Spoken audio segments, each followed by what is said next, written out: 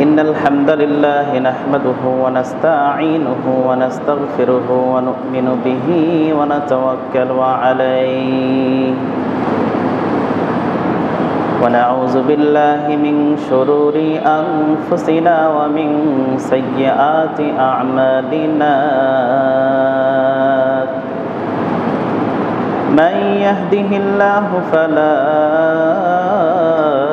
مضل له ومن يضلله فلا هادي له وأشهد أن لا إله إلا الله وحده لا شريك له وأشهد أن محمدًا عبد الله ورسوله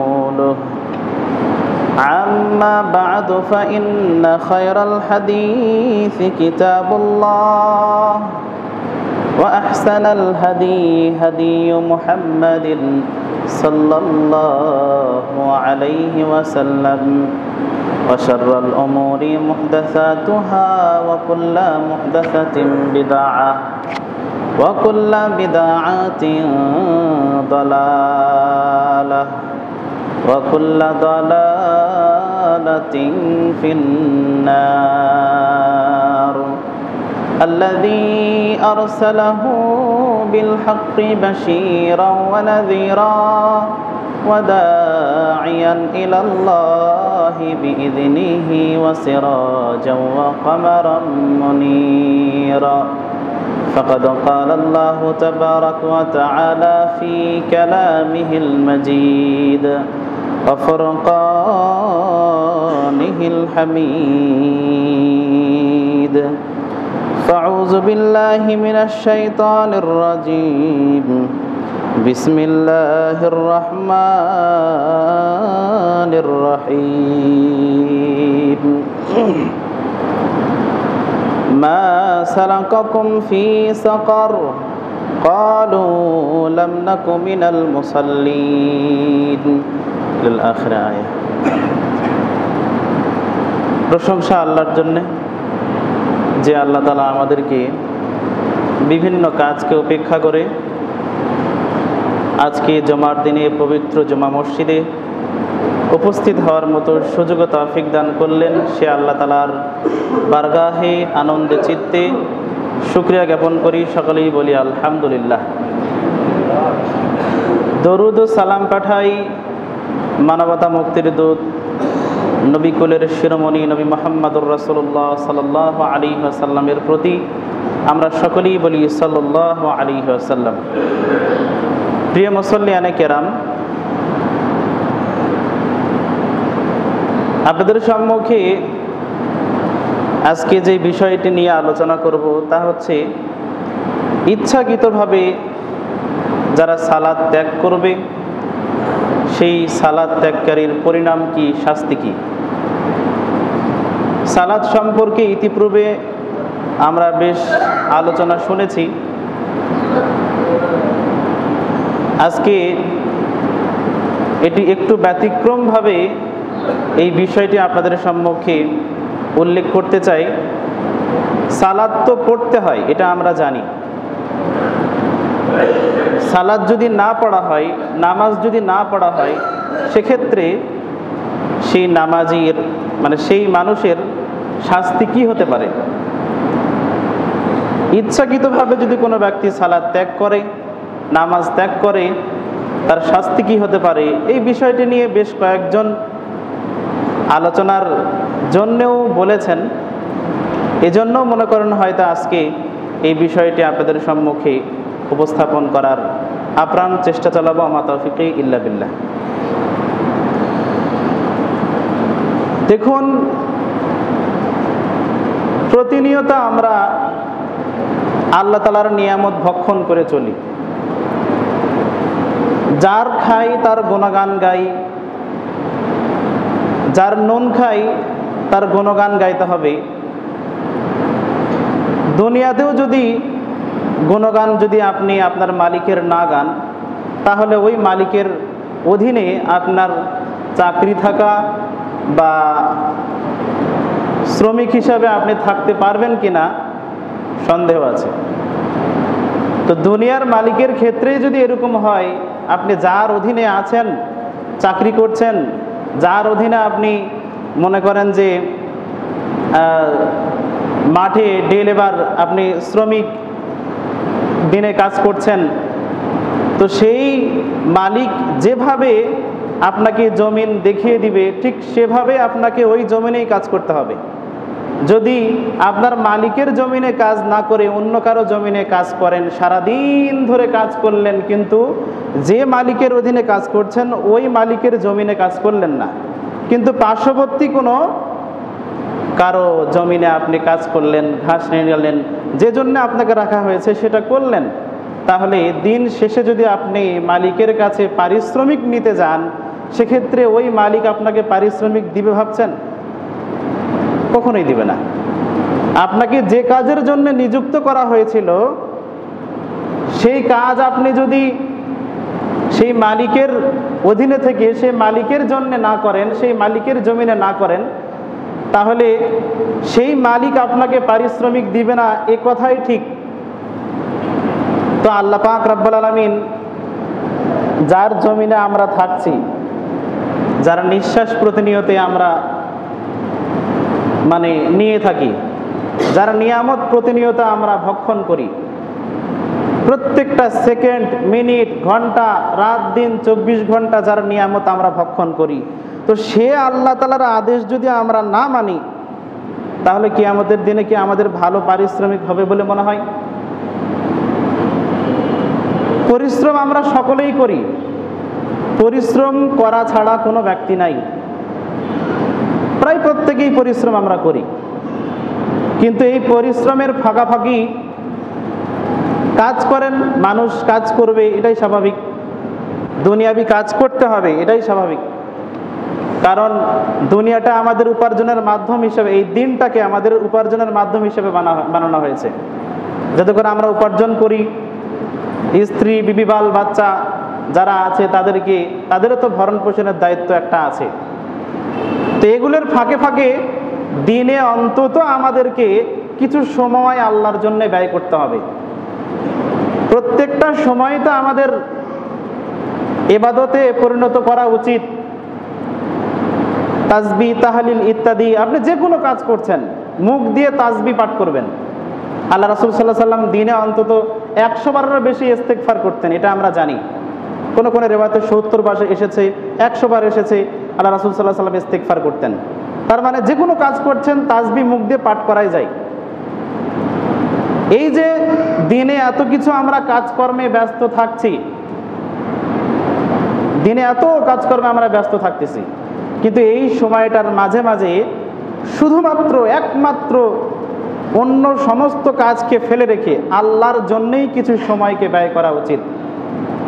অন্তত দিনে 5 ওয়াক্ত সালাত, 5 ওয়াক্ত নামাজ, এই 5 ওয়াক্ত সালাত আল্লাহর পক্ষ থেকে দেওয়া, আল্লাহ তাআলার পক্ষ থেকে এই 5 ওয়াক্ত সালাত দেওয়া, এই 5 ওয়াক্ত সালাত আমাদেরকে দিনে আল্লাহকে একটু সময় দিতে হবে। 5 ওয়াক্ত সালাতে আপনি হিসাব করেন, যদি 1 ওয়াক্ত সালাতে অন্তত আধা ঘন্টা সময় আপনি দেন, রাত দিন 24 ঘন্টার মধ্যে 1 ওয়াক্ত সালাতে আধা ঘন্টা সময়, কতক্ষণ লাগে? আধা ঘন্টা। জোহর আধা ঘন্টা একটু সময় দিলেন, সুন্নাত ফরজ মিলে আধা ঘন্টার মধ্যেই কমপ্লিট হয়ে যায়। তারপরে আসর, আমার মনে হয় আধা ঘন্টার চাইতেও কমের মধ্যেই হয়ে যাবে এটা। মাগরিব আধা ঘন্টা মনে করেন, এশা আধা ঘন্টা মনে করেন। এই যে আধা ঘন্টা দিনে 5 ওয়াক্ত সালাতে অন্তত 2.5 ঘন্টা সময়, রাত দিন 24 ঘন্টার মধ্যে অন্তত 2.5 ঘন্টা সময় আমি আল্লাহর জন্য, শুধুমাত্র আল্লাহর জন্য ব্যয় করা উচিত।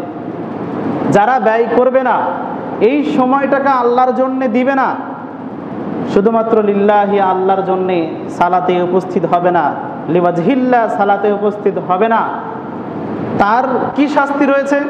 এই শাস্তি সম্পর্কে আজকে আপনাদের সম্মুখে বেশ কয়েকটি পয়েন্ট আকারে আমার বিষয়কে উপস্থাপন করব। আমার তৌফিকি ইল্লা বিল্লাহ। নামাজ যে ত্যাগ করে ইচ্ছাকৃতভাবে নামাজ যে ছেড়ে দেয়, ত্যাগ করে, ছেড়ে দিয়েছে, সালাত পড়ে না, নামাজ পড়ে না, সেই বিষয়ে প্রথম নম্বর যে বিষয়টি উল্লেখ করতে চায় তা হচ্ছে যে সালাতকে ইচ্ছাকৃতভাবে ছেড়ে দেয় সে কুফরি করে, কুফরি করে।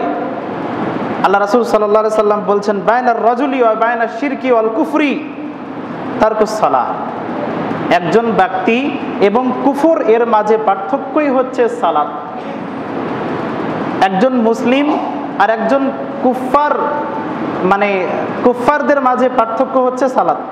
একজন কাফের, একজন মুসলিম, উভয়ের মাঝে পার্থক্যই হচ্ছে সালাত, নামাজ।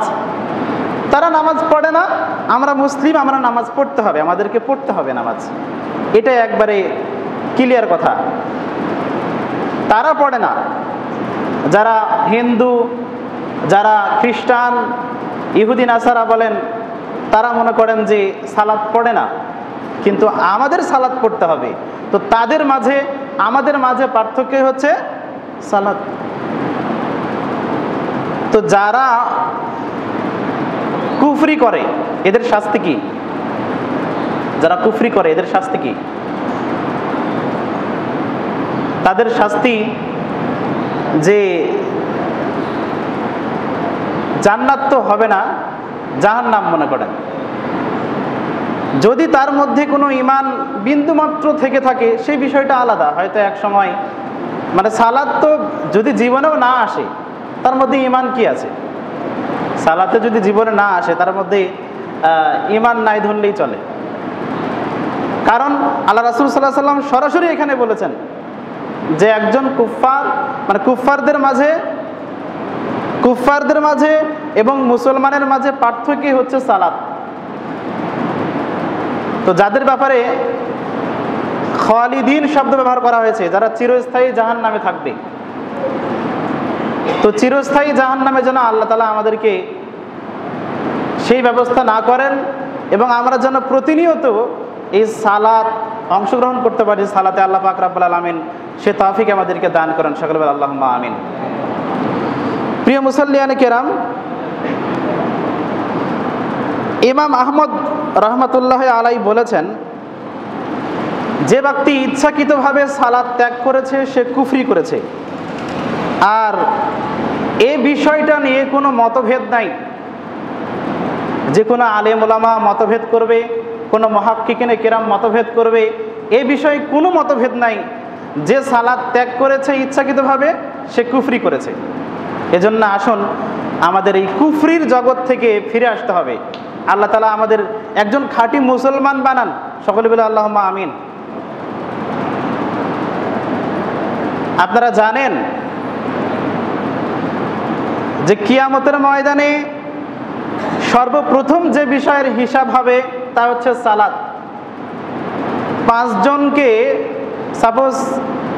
পাঁচজনকে শাস্তি দেওয়া হবে, 5 জনের হিসাব নেওয়া হবে।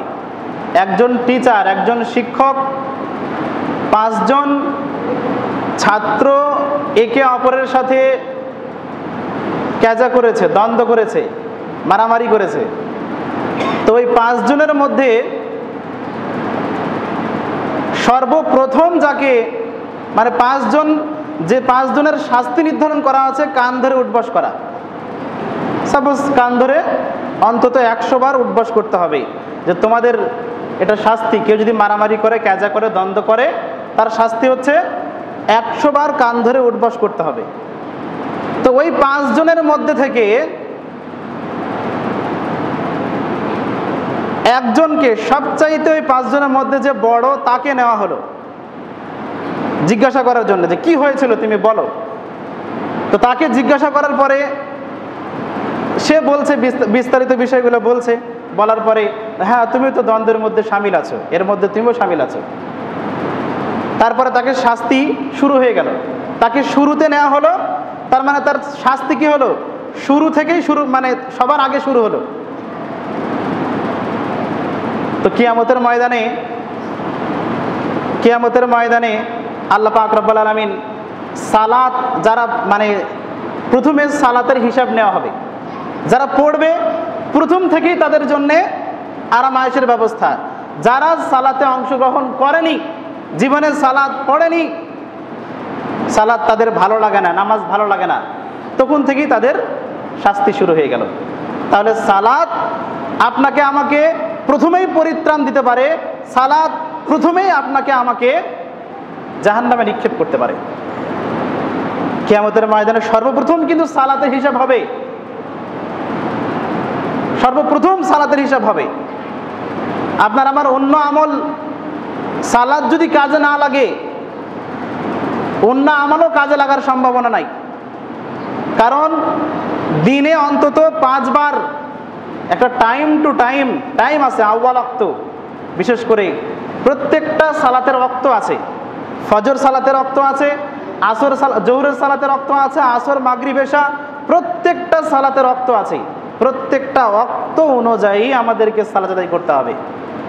এক ওয়াক্ত যদি আমরা সালাত আর এক ওয়াক্তে গিয়ে ইচ্ছাকৃতভাবে পড়ি তাহলে সে সালাতও গ্রহণযোগ্য হবে না। ইচ্ছাকৃতভাবে অনেক সময় অনেকে আহত হয়ে থাকে, ঘুমিয়ে থাকে, আপনার ঘুম থেকে জাগ্রত হয়ে দেখেছেন। তো তাহলে ঘুমটা হলো আল্লাহর পক্ষ থেকে দেওয়া, ঘুম হলে একটা মৃত্যু বলা হয়েছে। ঘুমের কারণে যদি আপনার সালাত যদি ওয়াক্তও চলে যায়, এক্ষেত্রে আপনি দায়ী হবেন না। ঘুমিয়ে আছেন, ওয়াক্ত পার হয়ে গেছে, যখন আপনি ঘুম থেকে উঠেছেন আপনি তখন সালাত আদায় করে নেন। আপনি আহত হয়েছেন, যার কারণে আপনি অজ্ঞান হয়েছিলেন, আপনার রক্ত একটু পার হয়ে গেছে, আপনি যখন আপনার হুঁশ ফিরেছে আপনি সালাত আদায় করে নেন। কিন্তু ইচ্ছাকৃতভাবে পড়ছি আর একটু পরে একটু গল্প করে নিই, দোকানে আছি অনেকদিন পর বন্ধুর সাথে দেখা হলো, গল্প ভালো করে নিই, আবার আসরের সালাত মাগরিবের সালাত মনে করেন যে এশার গিয়ে পড়বো, এরকম নিয়াত করে ইচ্ছাকৃতভাবে যদি টাইমকে আমি শেষ করে দিই, সেক্ষেত্রে সেই সালাত হবে কিনা এটা নিয়ে সন্দেহ আছে। ইচ্ছাকৃতভাবে সালাত ত্যাগ করা যায় না। যে টাইমে ওয়াক্ত হবে সে টাইমে আমাদের সজ্ঞান যদি জ্ঞান থাকে, হুঁশ থাকে, যদি আমরা ভালো মতো বুঝতে পারছি যে এখন ওয়াক্ত হয়েছে কিন্তু আমি ছেড়ে দিলাম, সেই সালাতকে তৎক্ষণাৎ ছেড়ে দিয়ে পরের ওয়াক্তে গিয়ে আমরা পড়ার চেষ্টা করছি, সে সালাত হবে কিনা সন্দেহ আছে। এজন্যে কাজ কর্ম ইত্যাদি করেন, সমস্যা নাই। এই জন্য তো রাসূল সাল্লাল্লাহু আলাইহি সাল্লাম বলেছেন যে প্রত্যেকটা নবী রাসূলের চাইতে আমি নবীকে 5টা নিয়ামত বেশি দেওয়া হয়েছে। প্রত্যেকটা নবী রাসূলকে যে নিয়ামত দেওয়া হয়েছিল সবার চাইতে আমি রাসূল সাল্লাল্লাহু আলাইহি সাল্লাম আমি নবীকে 5টি নিয়ামত বেশি দেওয়া হয়েছে। তন্মধ্যে একটি নিয়ামত হচ্ছে জুইলাত লিল আরদি মাসজিদান, সমগ্র জমিনটাকে আমি নবীর জন্য মসজিদ করে দেওয়া হয়েছে। বলে সুবহানাল্লাহ। তার মানে আমার উম্মত যেখানে চাইবে জমিনের সেখানেই সালাত আদায় করতে পারবে। মাঠে আছে, মাঠেই সালাত আদায় করেন। আপনি জমিনে কাজ করছেন, ওখান থেকে মসজিদে আসা আপনার জন্য সম্ভবপর হচ্ছে না, আপনি সেখানেই সালাত পড়েন। এই নিয়ামত শুধু আখের নবী মুহাম্মদুর রাসূলুল্লাহ সাল্লাল্লাহু আলাইহি সাল্লাম তার উম্মতের জন্যই দেওয়া হয়েছে। আর কোনো আগের উম্মতের জন্য এরকম ছিল না। তাদের নির্দিষ্ট মুসাল্লায় গিয়েই সালাত আদায় করতে হতো। আর তখনও তো সালাতও 5 ওয়াক্ত ওইরকম ভাবে মনে করেন যে ছিল, আস্তে আস্তে তো 5 ওয়াক্ত সালাত শেষ নবীর উপরে এটা হলো। আগে কোনো নবীর সময়ে 1 ওয়াক্ত, 2 ওয়াক্ত, 3 ওয়াক্ত এরকম ভাবে ছিল। যাই হোক, আল্লাহর কাছে শুকরিয়া আদায় করা দরকার যে 50 ওয়াক্ত থেকে 5 ওয়াক্ত সালাত আমাদের জন্য করা হয়েছে। আর এই 5 ওয়াক্ত সালাতে আমরা 50 ওয়াক্ত সালাতের সওয়াবই পাবো। এই জন্য দিনে 5 ওয়াক্ত সালাতে আমরা অংশগ্রহণ করার চেষ্টা চালাবো। আমা তৌফিকি ইনশাআল্লাহ তাআলা। আল্লাহ তাআলা যেন আমাদেরকে সে তৌফিক দান করেন। সকলে বলে আল্লাহুম্মা আমিন। প্রিয় মুসাল্লিয়ানে কিরাম,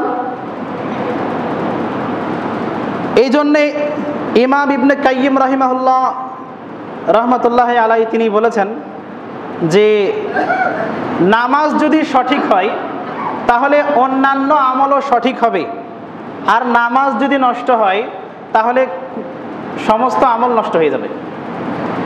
যতই আপনি আমল করেন সমস্ত আমল নষ্ট হয়ে যাবে। নামাজ ঠিক তো সমস্ত আমল ঠিক, নামাজ যদি ঠিক না থাকে কোনো আমলই গ্রহণযোগ্য হবে না।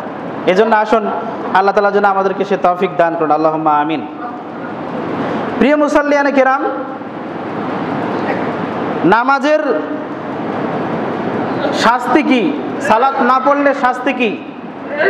তৃতীয় নম্বর পয়েন্টে আপনাদের সম্মুখে উল্লেখ করতে গিয়ে যে কথা বলতে চাই তা হচ্ছে সূরাতুল মাউন যদি আমরা খুলে দেখি, এখানে বলা হয়েছে তার জন্যে ওয়াইল নামক জাহান্নাম আল্লাহ পাক রব্বুল আলামিন দিবেন, তাকে দিবেন। ওয়াইল নামক জাহান্নামে সে যাবে। তো আল্লাহ পাক রব্বুল আলামিন এখানে বলছেন যে ফাওয়াইলুল লিল মুসাল্লিন আল্লাযীনা হুম আন সালাতিহিম সাহুন। মুসাল্লিদের জন্য দুর্ভোগ, দুর্যোগ। আল্লাযীনা হুম আন সালাতিহিম সাহুন, যারা সালাত পড়ছে কিন্তু সালাত নিয়ে উদাসীন, গাফেল। গাফেল গাফেল যারা সালাত নিয়ে, তাদের জন্য শাস্তির ব্যবস্থা আছে ওয়াইল নামক জাহান্নাম। গাফেল কারা? এই গাফেলের ব্যাখ্যা করতে গিয়ে ইমাম সাইদ ইবনে মুসাইব রহমতুল্লাহ আলাই তিনি বলেছেন, গাফেল হচ্ছে যারা সালাতে দেরি করে আসে। গাফেল হচ্ছে তারা যারা সালাতকে গুরুত্ব দেয় না, মনে করে না যে এটা এত গুরুত্ব দেওয়ার বিষয় কি আছে, এই অক্তের সালাত আর অক্তে গিয়ে পড়বো, মন মতো সালাত। আর গাফেলের ব্যাখ্যা করতে গিয়ে তিনি বলেছেন, সাইদ ইবনে মুসাইব রহমতুল্লাহ আলাই তিনি বলেছেন, গাফেলের ব্যাখ্যা তিনি দুইটা করেছেন। এক, যে সালাতে দেরি করে আসে। দুই, সালাতকে গুরুত্ব দেয় না। তার মানে এখন জামাত চলবে, আমরা বুঝতে পারছি আর 5 মিনিট পর জামাত চলবে, কিন্তু আমি ভাবছি হেই এখন যাব না, বাড়িতে নামাজ পড়ে নিব, থাক, দরকার কি মসজিদে গিয়ে সালাত আদায় করা। মানে এটা হচ্ছে মন মতো সালাত আদায় করা হলো, গুরুত্ব দেওয়া হলো না, গাফলাতি করা হলো। তার মানে এটা কিন্তু মুসল্লিদের কথাই বলা হয়েছে। মানে যে মুসল্লিরা মন মতো সালাত আদায় করে, সালাতকে গুরুত্ব দেয় না, জামাতের সাথে সালাতকে গুরুত্ব দেয় না। আল্লাহ পাক রব্বুল আলামিন সালাতের প্রতি গুরুত্ব আরোপ করার তৌফিক দান করুন, সকলে বলে আল্লাহুম্মা আমিন। প্রিয় মুসল্লিয়ানে কিরাম, জাহান্নামে এই যে সালাত পরিত্যাগকারীর শাস্তি নিয়ে আপনাদের সম্মুখে বলছিলাম, যে সালাত পরিত্যাগ করলে জাহান্নামে যেতে হবে এটা নিশ্চিত। কারণ জাহান্নামের প্রহরী আছে, প্রহরী জিজ্ঞাসা করবে আপনাকে আমাকে। কেউ যদি সালাত না পড়ে, সালাত না পড়ার কারণে জাহান্নামে যেতে হয়, সেই প্রহরী জিজ্ঞাসা করবে মা সালাকাকুম ফি সাকার ক্বালু লাম নাকু মিনাল মুসাল্লিন। জিজ্ঞাসা করবে যে মা সালাকাকুম ফি সাকার, কিসে তোমাকে এই সাকার নামক জাহান্নামে নিয়ে আসলো? কেন তুমি সাকার নামক জাহান্নামে প্রবেশ করলে? কারণ কি এই সাকার নামক জাহান্নামে প্রবেশ করার? তখন সে উত্তর দিবে ক্বালু লাম নাকু মিনাল মুসাল্লিন, সে বলবে আমি তো মুসল্লি ছিলাম না, আমি মুসল্লি ছিলাম না, আমি দুনিয়াতে সালাত থাকতে সালাত আদায় করে নাই, সালাতকে ত্যাগ করেছি, আল্লাহর আইনকে লঙ্ঘন করেছি। এটা শুধু সালাত না, আল্লাহর আদেশ, আল্লাহর নির্দেশনা সালাত আদায় করা। আপনারা যার খাই, যার পড়ি, যার জন্যে চলতে পারি, ধাপ ফেলতে পারি, পায়ের ধাপ ফেলতে পারি, সেই আল্লাহর কথাকে আমরা সরাসরি লঙ্ঘন করছি। সে আল্লাহর কথাকে সরাসরি লঙ্ঘন করা হচ্ছে যদি সালাত না পড়া হয়। সালাত পরিত্যাগকারীর শাস্তি হচ্ছে, যেখানে সরাসরি বলা হচ্ছে যে জাহান্নামে যাওয়ার প্রধান কারণ হচ্ছে সালাত। মানুষ জাহান্নামে যাবে তার সবচেয়ে বড় কারণ হচ্ছে নামাজ, সালাত। এই সালাতের কারণে, নামাজের কারণে মানুষ বেশি জাহান্নামে যাবে। এজন্যে আসুন আল্লাহ যেন আমাদেরকে নিয়মিত সালাতে আসার তৌফিক দান করেন, সকলে বলে আল্লাহুম্মা আমিন। এই জন্য ইমাম তাবারি রহমতুল্লাহ আলাইহি তিনি বলেছেন যে সালাত যদি কেউ না পড়ে তার জন্য জাহান্নাম অবধারিত। সালাত যদি কেউ না পড়ে তার জন্য জাহান্নাম অবধারিত, এটা ইমাম তাবারি রহমতুল্লাহ আলাইহির কথা। শুধু তার কথা না, তিনি তো কথাগুলো এনেছেন কোরআন হাদিস থেকে।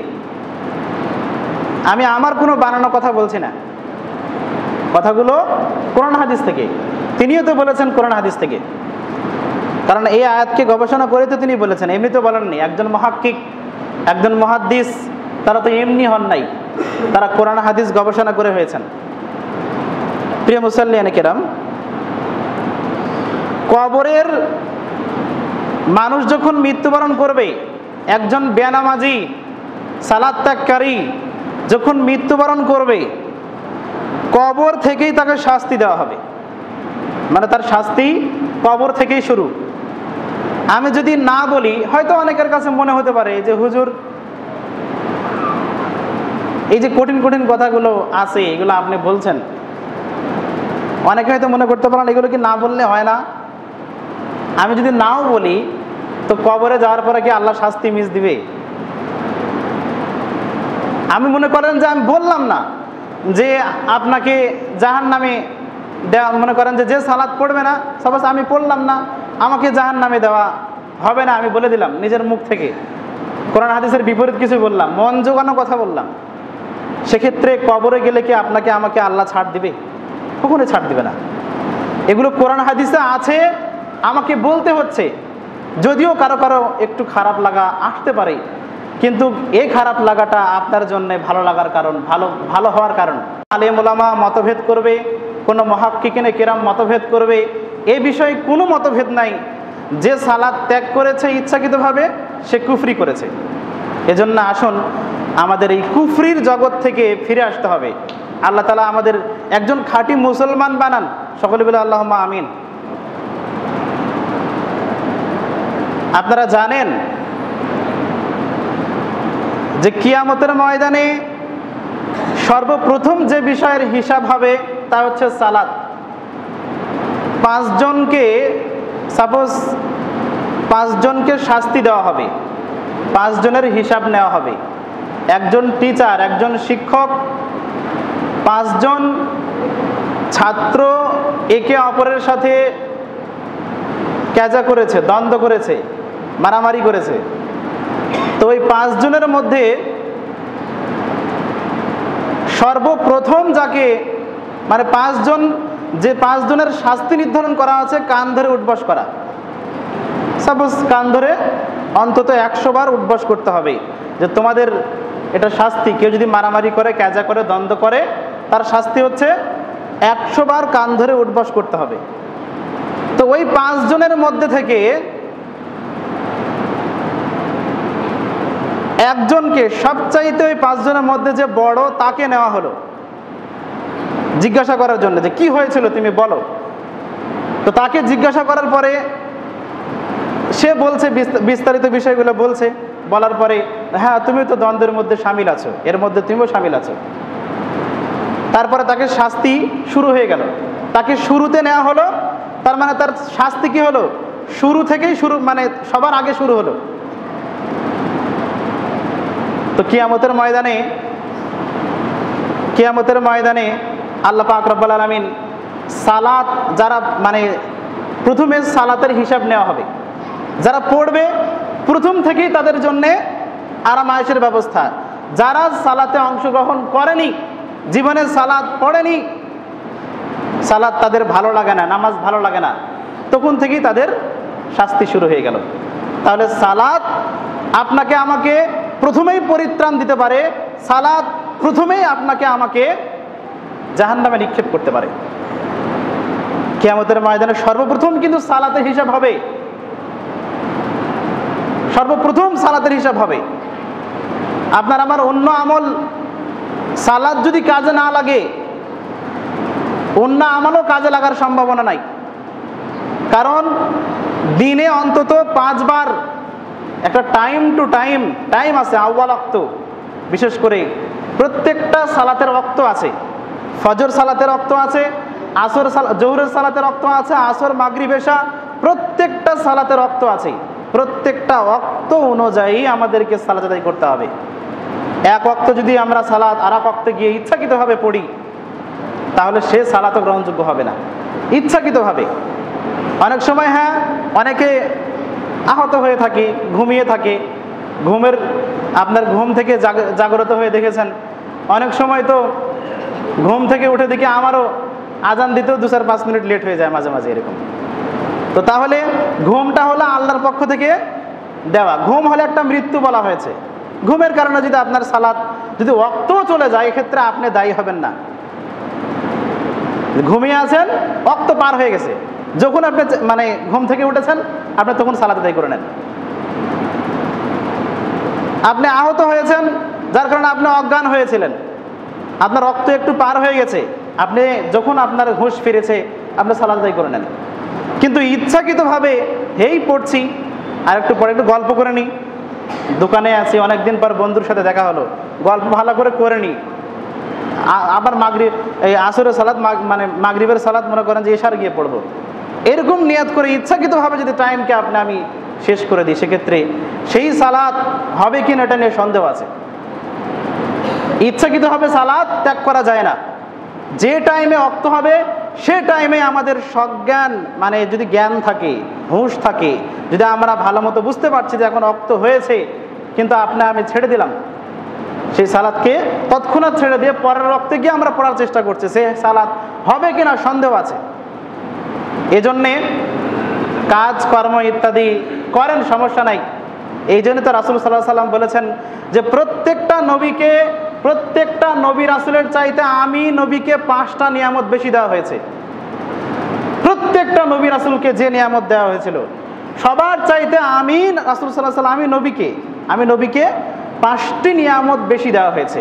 তন্মধ্যে একটি নিয়ামত হচ্ছে জুইলাত লিল আরদি মাসজিদান, সমগ্র জমিনটাকে আমি নবীর জন্য মসজিদ করে দেওয়া হয়েছে। বলে সুবহানাল্লাহ। তার মানে আমার উম্মত যেখানে চাইবে জমিনের সেখানেই সালাত আদায় করতে পারবে। মাঠে আছে, মাঠেই সালাত আদায় করেন। আপনি জমিনে কাজ করছেন, ওখান থেকে মসজিদে আসা আপনার জন্য সম্ভবপর হচ্ছে না, আপনি সেখানেই সালাত পড়েন। এই নিয়ামত শুধু আখেরি নবী মুহাম্মদুর রাসূলুল্লাহ সাল্লাল্লাহু আলাইহি সাল্লাম তার উম্মতের জন্যই দেওয়া হয়েছে। আর কোনো আগের উম্মতের জন্য এরকম ছিল না। তাদের নির্দিষ্ট মুসাল্লায় গিয়েই সালাত আদায় করতে হতো। আর তখনও তো সালাতও 5 ওয়াক্ত ওইরকম ভাবে মনে করেন যে ছিল, মানে আস্তে আস্তে তো 5 ওয়াক্ত সালাত শেষ নবীর উপরে এটা হলো। আগে কোনো নবীর সময়ে 1 ওয়াক্ত 2 ওয়াক্ত 3 ওয়াক্ত এরকম ভাবে ছিল। যাই হোক, আল্লাহর কাছে শুকরিয়া আদায় করা দরকার যে 50 ওয়াক্ত থেকে 5 ওয়াক্ত সালাত আমাদের জন্য করা হয়েছে। আর এই 5 ওয়াক্ত সালাতে আমরা 50 ওয়াক্ত সালাতের সওয়াবই পাবো। এই জন্য দিনে 5 ওয়াক্ত সালাতে আমরা অংশগ্রহণ করার চেষ্টা চালাবো। আমা তাওফিকি ইল্লা ইনশাআল্লাহ তাআলা। আল্লাহ তাআলা যেন আমাদেরকে সে তৌফিক দান করেন, সকলে বলে আল্লাহুম্মা আমিন। প্রিয় মুসাল্লিয়ানে কিরাম, এই জন্যে ইমাম ইবনে কাইয়িম রাহমাতুল্লাহি আলাইহি তিনি বলেছেন যে নামাজ যদি সঠিক হয় তাহলে অন্যান্য আমলও সঠিক হবে, আর নামাজ যদি নষ্ট হয় তাহলে সমস্ত আমল নষ্ট হয়ে যাবে। যতই আপনি আমল করেন সমস্ত আমল নষ্ট হয়ে যাবে। নামাজ ঠিক তো সমস্ত আমল ঠিক, নামাজ যদি ঠিক না থাকে কোনো আমলই গ্রহণযোগ্য হবে না। এজন্য আসুন আল্লাহ তাআলা যেন আমাদেরকে সে তৌফিক দান করুন, আল্লাহুম্মা আমিন। প্রিয় মুসাল্লিয়ানে কিরাম, নামাজের শাস্তি কি, সালাত না পড়লে শাস্তি কি, 3 নম্বর পয়েন্টে আপনাদের সম্মুখে উল্লেখ করতে গিয়ে যে কথা বলতে চাই তা হচ্ছে সূরাতুল মাউন যদি আমরা খুলে দেখি, এখানে বলা হয়েছে তার জন্যে ওয়াইল নামক জাহান্নাম আল্লাহ পাক রব্বুল আলামিন দিবেন, তাকে দিবেন। ওয়াইল নামক জাহান্নামে সে যাবে। তো আল্লাহ পাক রব্বুল আলামিন এখানে বলছেন যে ফাওয়াইলুল লিল মুসাল্লিন আল্লাযীনা হুম আন সালাতিহিম সাহুন, মুসাল্লিদের জন্য দুর্যোগ। আল্লাযীনা হুম আন সালাতিহিম সাহুন, যারা সালাত পড়ছে কিন্তু সালাত নিয়ে উদাসীন, গাফেল যারা সালাত নিয়ে, তাদের জন্য শাস্তির ব্যবস্থা আছে ওয়াইল নামক জাহান্নাম। গাফেল কারা? এই গাফেলের ব্যাখ্যা করতে গিয়ে ইমাম সাঈদ ইবনে মুসাইয়িব রাহমাতুল্লাহি আলাইহি তিনি বলেছেন গাফেল হচ্ছে যারা সালাতে দেরি করে আসে। গাফেল হচ্ছে তারা যারা সালাতকে গুরুত্ব দেয় না, মনে করে না যে এটা এত গুরুত্ব দেওয়ার বিষয় কি আছে, এই ওয়াক্তের সালাত আর এক ওয়াক্তে গিয়ে পড়বো, মন মতো সালাত। আর গাফেলের ব্যাখ্যা করতে গিয়ে তিনি বলেছেন, সাঈদ ইবনে মুসাইয়িব রাহমাতুল্লাহি আলাইহি তিনি বলেছেন গাফেলের ব্যাখ্যা তিনি 2টা করেছেন। এক, যে সালাতে দেরি করে আসে, 2 সালাতকে গুরুত্ব দেয় না। তার মানে এখন জামাত চলবে, আমরা বুঝতে পারছি আর 5 মিনিট পর জামাত চলবে, কিন্তু আমি ভাবছি হেই এখন যাব না, বাড়িতে নামাজ পড়ে নিব, থাক দরকার কি মসজিদে গিয়ে সালাত আদায় করা। মানে এটা হচ্ছে মন মতো সালাত আদায় করা হলো, গুরুত্ব দেওয়া হলো না, গাফলাতি করা হলো। তার মানে এটা কিন্তু মুসল্লিদের কথাই বলা হয়েছে, মানে যে মুসল্লিরা মন মতো সালাত আদায় করে, সালাতকে গুরুত্ব দেয় না, জামাতের সাথে সালাতকে গুরুত্ব দেয় না। আল্লাহ পাক রব্বুল আলামিন সালাতের প্রতি গুরুত্ব আরোপ করার তৌফিক দান করুন, সকলে বলে আল্লাহুম্মা আমিন। প্রিয় মুসল্লিয়ানে কিরাম, জাহান্নামে এই যে সালাত পরিত্যাগকারীর শাস্তি নিয়ে আপনাদের সম্মুখে বলছিলাম, যে সালাত পরিত্যাগ করলে জাহান্নামে যেতে হবে এটা নিশ্চিত। কারণ জাহান্নামের প্রহরী আছে, প্রহরী জিজ্ঞাসা করবে আপনাকে আমাকে, কেউ যদি সালাত না পড়ে, সালাত না পড়ার কারণে জাহান্নামে যেতে হয়, সেই প্রহরী জিজ্ঞাসা করবে মা সালাকাকুম ফি সাকার ক্বালু লাম নাকু মিনাল মুসাল্লিন। জিজ্ঞাসা করবে যে মা সালাকাকুম ফি সাকার, কিসে তোমাকে এই সাকার নামক জাহান্নামে নিয়ে আসলো, কেন তুমি সাকার নামক জাহান্নামে প্রবেশ করলে, কারণ কি এই সাকার নামক জাহান্নামে প্রবেশ করার? তখন সে উত্তর দিবে ক্বালু লাম নাকু মিনাল মুসাল্লিন, সে বলবে আমি তো মুসল্লি ছিলাম না, আমি মুসল্লি ছিলাম না, আমি দুনিয়াতে সালাত থাকতে সালাত আদায় করে নাই, সালাতকে ত্যাগ করেছি, আল্লাহর আইনকে লঙ্ঘন করেছি। এটা শুধু সালাত না, আল্লাহর আদেশ, আল্লাহর নির্দেশনা সালাত আদায় করা।